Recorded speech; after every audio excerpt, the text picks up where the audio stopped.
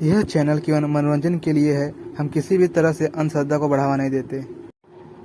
हम आपके लिए ऐसे ही डरावनी कहानियाँ लाते रहते हैं। अगर आपको हमारे चैनल की वीडियो अच्छी लगती है तो हमारे चैनल को सब्सक्राइब कीजिए, लाइक कीजिए और पूरा वीडियो देखिए और कमेंट में बताइए वीडियो कैसा लगा। 20 साल का आकाश अपने बिस्तर पर गहरी नींद में सोया हुआ है। कमरे में हल्की चांदनी आ रही है। अचानक वह बेचैन होने लगता है। उसका शरीर कांपने लगता है। वह पसीने से भीग जाता है। नहीं, छोड़ दो मुझे। नहीं। उसकी सांसें तेज हो जाती है। अचानक वह एक भयानक चीख के साथ उठ बैठता है। आ! पिता और माँ अपने कमरे से भागकर आकाश के पास आते हैं। वे डर जाते हैं। आकाश, क्या हुआ बेटा? तू ठीक है? आकाश की आंखें अजीब तरह से घूम रही है। वह उन्हें नहीं देख पा रहा है। उसकी आवाज बदल जाती है। उसने एक मोटी और अजीब सी गूंज है। मुझे मुझे जाने दो। वह अचानक बेड से नीचे कूदता है और अजीबोगरीब हरकतें करने लगता है।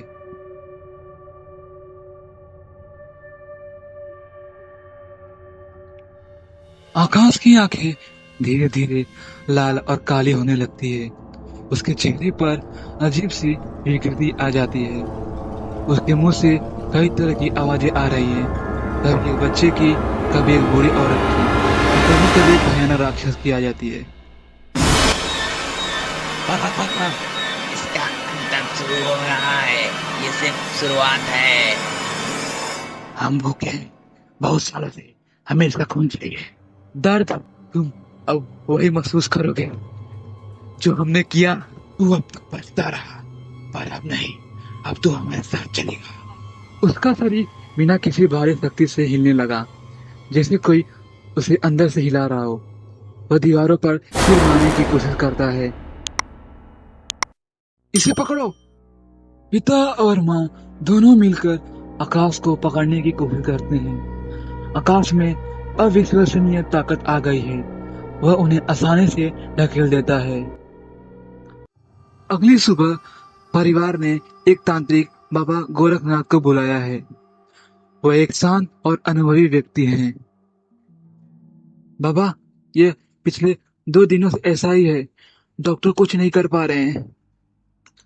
बाबा गोरखनाथ आकाश के पास आते हैं, जो अब कुर्सी पर बैठा हुआ है और चुपचाप हिल रहा है।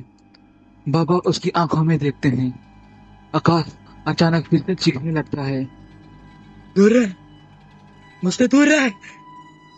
बाबा तुरंत अपना सिर पकड़ लेते हैं, जैसे उन्हें कोई भयानक ऊर्जा महसूस हुई हो। वो कुछ मंत्र पढ़ने लगते हैं और अपनी उंगलियों को आकाश के माथे पर रखते हैं। आकाश धीरे धीरे शांत हो जाता है। उसकी आंखें बंद हो जाती है। ये बहुत ही शक्तिशाली प्रेत है। इसे वश में करना आसान नहीं होगा। बाबा गोरखनाथ कमरे में पूजा की तैयारी करते हैं। वह कुछ हवन सामग्री, धूप और लाल कपड़ा रखते हैं। वह जोर जोर से मंत्र पढ़ना शुरू करते हैं।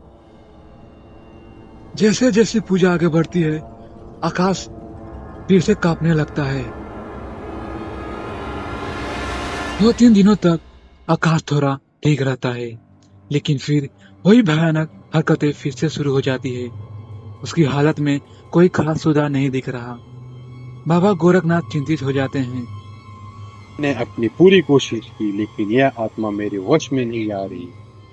हमें किसी बड़े गुरु की मदद लेनी होगी। बाबा गोरखनाथ अपने महागुरु को बुलाते हैं। महागुरु अघोर बाबा एक बहुत ही शक्तिशाली और रहस्यमय व्यक्ति हैं। जैसे ही वह घर के दरवाजे पर पैर रखते हैं, घर के अंदर से एक भयानक चीख सुनाई देती है। आ! ये कौन है? इसे बाहर निकालो।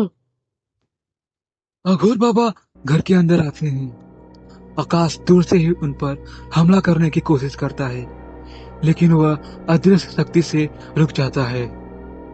यह एक साधारण प्रेत नहीं है।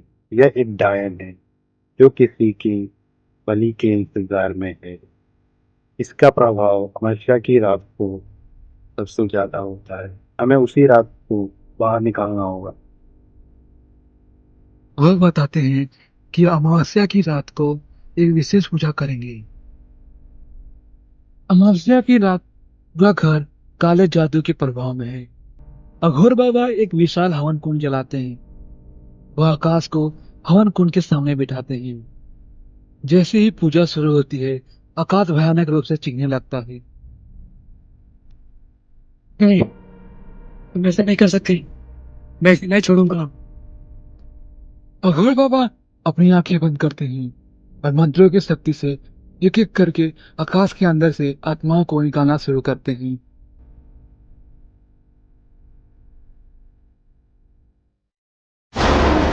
मुझसा घोड़ी कैसा नहीं कर सकता। अगर आपको इस कहानी का पार्ट 2 चाहिए तो कमेंट कीजिए और कमेंट में बताइए कि कौन सा वीडियो का बेस्ट पार्ट लगा। रात का घना अंधेरा था। घड़ी की सुइयां 12:07 पर रुक गई थी। गांव के सुनसान रास्ते पर रमाकांत अपनी मोटरसाइकिल से लौट रहा था। रास्ते में पीपल के पुराने पेड़ के पास आते ही उसे लगा जैसे कोई साया पेड़ की डाल से झूल रहा हो। उसने गाड़ी रोकी और ध्यान से देखा। कोहरे में कोई आकृति हल्के हल्के झूम रही थी। अचानक हवा में एक भयानक चीख गूंजी। बचाओ, मैं जिंदा हूँ, मुझे बचाओ। रमाकांत के रोंगटे खड़े हो गए। उसने घबरा कर इधर उधर देखा, लेकिन वहां कोई नहीं था। तभी किसी ने उसके कंधे पर जोर से हाथ रखा। उसका दिल जोर से धड़कने लगा। उसने धीरे धीरे सिर घुमाया, पर वहां कोई नहीं था। रमाकांत किसी तरह हिम्मत करके बाइक स्टार्ट करने ही वाला था कि उसे किसी के फुसफुसाने की आवाज सुनाई दी। अब तेरा भी नंबर आ गया है। अचानक बाइक अपने आप स्टार्ट हो गई और पूरी रफ्तार से चलने लगी। उसके हाथ और पैर सुन्न हो गए, जैसे किसी ने उसे जकड़ लिया हो।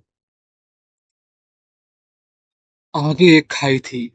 रमाकांत ने ब्रेक लगाने की कोशिश की, पर बेकार। अचानक उसने अपनी बाइक के मिरर व्यू में देखा। पीछे बैठा था एक जला हुआ चेहरा, आंखें कोयले की तरह काली, ओठ सिले दिए गए हो और गला कटा हुआ।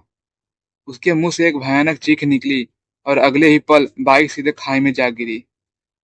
सुबह गांव वालों को रमाकांत की लाश पीपल के पेड़ के नीचे मिली। उसका चेहरा डर के मारे सफेद हो चुका था। उसकी आंखें खुली खुली रह गई, जैसे मरते वक्त उसने कुछ भयानक चीज देखी हो। लेकिन अजीब बात यह थी कि उसकी जीभ गायब थी।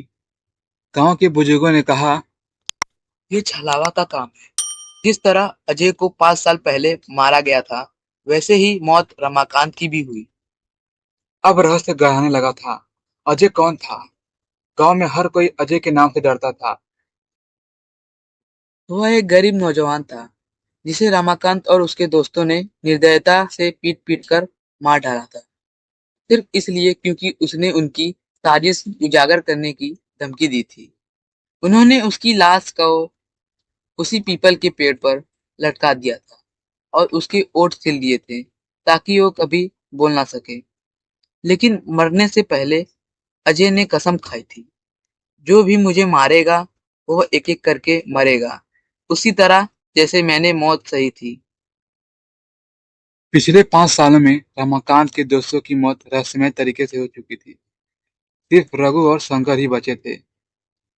रघु अब समझ चुका था कि अगला नंबर उसी का है, लेकिन भाग्य ने उसके लिए कुछ और ही सोच रखा था। रघु ने डर से गांव छोड़ने का फैसला किया, लेकिन जैसे ही उसने गाड़ी स्टार्ट की, उसका फोन खुद ब खुद ऑन हो गया। स्क्रीन पर एक वीडियो चलने लगा। वीडियो में अजय की जली हुई लाश थी, लेकिन फिर लाश ने अचानक आंखें खोली और कैमरे की तरफ देखने लगी। रघु, तू कहाँ भागेगा? रघु का पूरा शरीर बर्फ हो गया था। अगले ही पल गाड़ी के शीशे पर किसी ने खून से एक हाथ रख दिया। पीछे वाली सीट से एक धीमी लेकिन डरावनी आवाज आई। अब तेरा भी नंबर आ गया है। अगली सुबह गांव वालों को रघु की लाश उसी पीपल के पेड़ से झूमती मिली। उसका चेहरा वैसा ही जला हुआ था जैसे अजय की मौत के वक्त था, और उसके ओर सील दिए गए थे। अब गांव वालों को लगने लगा कि अजय का छलावा अभी जिंदा था। और उसका इंतकाम कभी खत्म नहीं हुआ था। अगर आपको हमारी वीडियो अच्छी लगे तो हमारे चैनल को सब्सक्राइब कीजिए, लाइक कीजिए, कमेंट कीजिए। मिलते हैं अगली वीडियो में। Thanks for watching.